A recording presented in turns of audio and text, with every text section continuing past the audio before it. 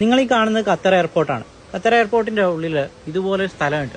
കാടാണോ അതോ എയർപോർട്ടാണോ എന്ന് തോന്നിപ്പോകും. അതുപോലെ സെറ്റ് ചെയ്ത് വെച്ചിരിക്കുന്ന ഒരു സ്ഥലമാണ്.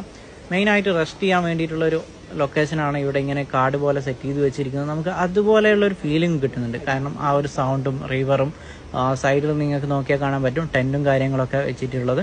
ഒരുപാട് പേര് ഉറങ്ങുന്നുണ്ട്. അതുപോലെ തന്നെ ചിലർ ഈ വർക്കും കാര്യങ്ങളൊക്കെ ചെയ്യുന്നുണ്ട്. ലാപ്ടോപ്പ് ചാർജിങ്, മൊബൈൽ ചാർജിങ് ഒക്കെ ഇവിടെ പോർട്ടും കാര്യങ്ങളൊക്കെ സെറ്റ് ചെയ്ത് വെച്ചിട്ടുണ്ട്.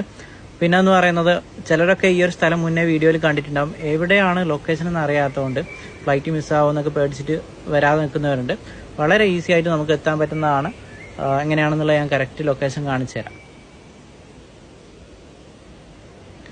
ഈ ഒരു ഭാഗത്ത് എത്തിക്കഴിഞ്ഞാൽ ഇതെല്ലാവരും കാണുന്നൊരു സ്ഥലമാണ്. ഇവിടെ നിന്ന് ഒരു 8 മിനിറ്റോളം നമ്മൾ നടക്കണം. CDE എന്ന് എഴുതിയിരിക്കുന്ന അതിൻ്റെ നേരെ നമ്മൾ നടക്കുക.